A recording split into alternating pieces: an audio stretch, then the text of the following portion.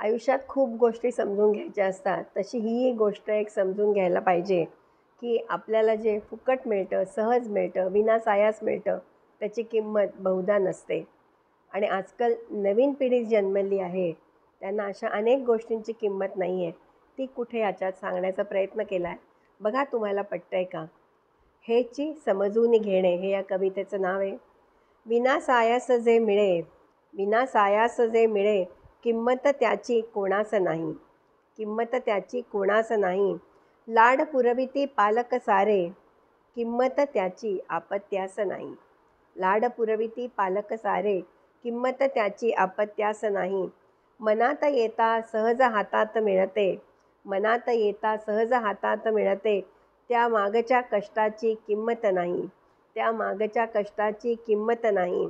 हक्काची माझ्या आहेत सर्व सुखे, हक्काची माझ्या आहेत सर्व सुखे, जगणे त्याशिवाय जमणार नाही, जगणे त्याशिवाय जमणार नाही. नव्या पिढीचे विचार असती असे, नाही ऐकणे त्यांची जमणार नाही. नव्या पिढीचे विचार असती असे, नाही ऐकणे त्यासी जमणार नाही. बदललेली दृष्टी पुढच्या पिढीची, चैन मनमानी विना शिस्त लावणे जमणार नाही.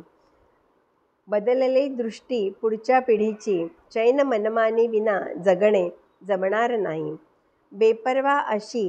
बेपरवाही अशी नित्य वाढत जाणे, बेपरवाही अशी नित्य वाढत जाणे, आपत्यासी सहज शिस्त लावणे जमणार नाही. थंड उष्ण पेये, तयार रस फळांचे पिणे, झऱ्याचे स्वच्छ पाणी पिणे जमणार नाही. पिझ्झा बर्गर ऐसे रोज ज्यांचे खाणे, त्यांना भाकरी भाजीची गोडी कळणार नाही. पिझ्झा बर्गर ऐसे ज्यांचे रोजचे खाणे, त्यांना भाकरी भाजीची गोडी कळणार नाही. पब पार्ट्यातून नृत्य करणे आवडे, शास्त्रीय नृत्याची ऐट त्यांना कळणार नाही. पब पार्ट्यातून नृत्य करणे आवडे, शास्त्रीय नृत्यांची ऐट त्यांना कळणार नाही.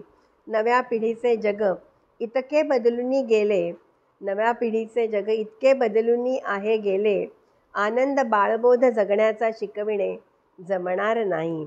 वेळीच शिस्त लावणे, लाडासीही नाही म्हणणे, तुलनात्मकता थांबविणे, वाचने गोडी लावणे, एकाग्रता शिकविणे.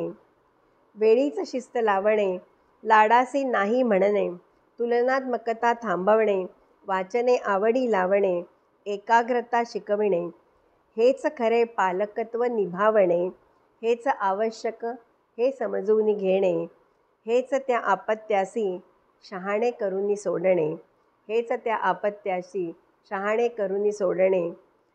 अशी ही कविता आहे. कशी वाटली तुम्हाला? नवीन पिढी कुठे भरकटत चालली आहे आणि त्यांना बारीक बारीक कामांचे कष्ट आज कळत नाही आहेत.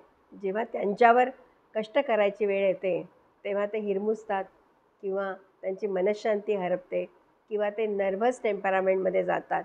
हे सगळं जर टाळायचं असेल तर त्यांना वेळी शिस्त लावणं, लाड बेताचे करणं, तुलनात्मकता थांबवणं आणि एकाग्रतेची आवड लावणं, नाही ऐकण्याची सवय करणं हे खूप महत्त्वाचं आहे.